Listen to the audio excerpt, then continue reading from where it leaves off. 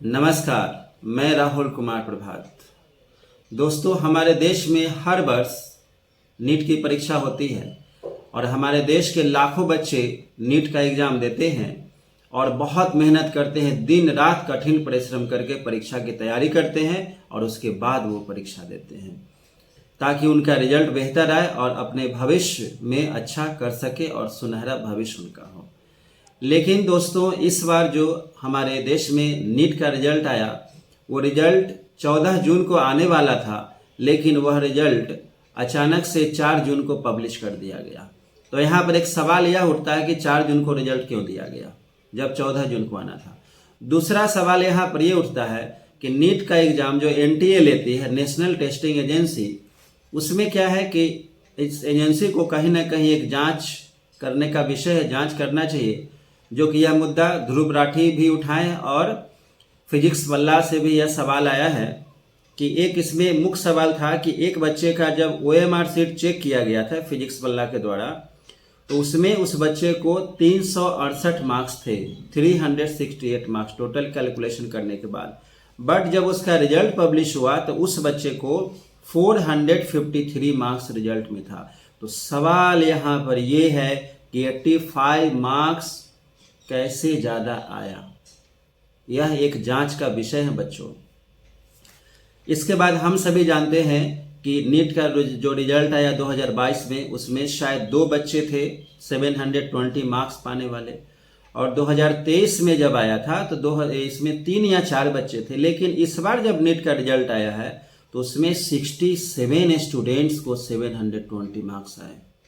67 बच्चे को 720 में 720 नंबर आए इस बार। इसमें एक और बात है कि 6 बच्चे जो इसमें थे 720 में, वह 6 बच्चे एक ही सेंटर पर थे।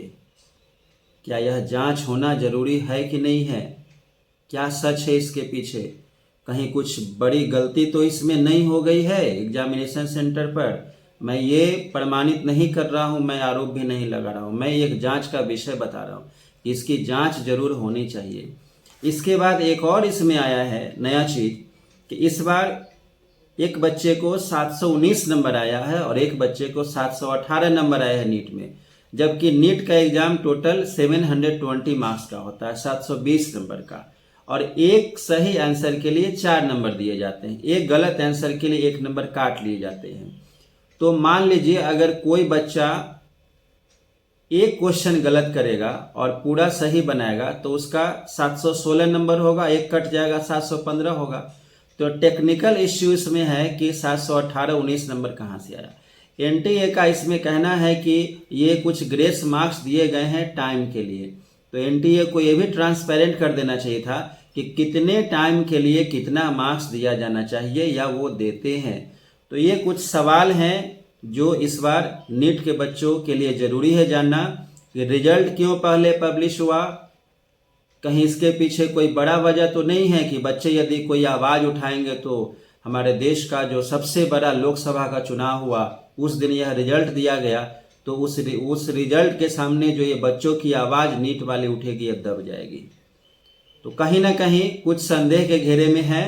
यह जांच का विषय है और इसकी जांच होनी चाहिए NTA के द्वारा कि सच क्या है इसके पीछे। अगर कुछ सच है तो NTA को सबके सामने लाना चाहिए और कोई इसमें दोषी पाया गया तो उनके खिलाफ कार्रवाई भी होनी चाहिए, क्योंकि बहुत ऐसे गरीब बच्चे हमारे देश में हैं जो बहुत मेहनत करते हैं। उनके माता पिता बहुत कठिन परिश्रम से पैसे कमाकर अपने बच्चों की तैयारी करवाते हैं। कुछ बच्चे ऑनलाइन तैयारी करते हैं, कुछ बच्चे ऑफलाइन, कुछ बच्चे कोचिंग पर जाकर हेवी खर्च करके तैयारी करते हैं। उन बच्चों का क्या जिनके पास मेरिट है, जिन्होंने अपनी मेरिट से परीक्षा दिया। अब 1 नंबर यदि किसी का आगे बढ़ता है तो कितना रैंक आगे पीछे हो जाएगा, और एक बच्चे का मार्क्स 85 बढ़ गया तो कितना रैंक बढ़ जाएगा और कितने बच्चों पर इफेक्ट होगा। ये तो जो रिजल्ट आया है उसका, इसमें काफ़ी सारी ऐसी चीज़ें होंगी जो सामने नहीं आई होंगी। तो निश्चित रूप से यह एक जांच का विषय है और इसकी जांच होनी चाहिए और बच्चों के सामने सारे सच आने चाहिए कि ऐसा क्यों हुआ, नहीं होना चाहिए था। इन्हीं बातों के साथ मैं अपने इस वीडियो को समाप्त करता हूं और मैं मांग करता हूं कि इसकी जांच जरूर हो और जांच करके जो भी हो निष्पक्ष होना चाहिए पूरा। नमस्कार।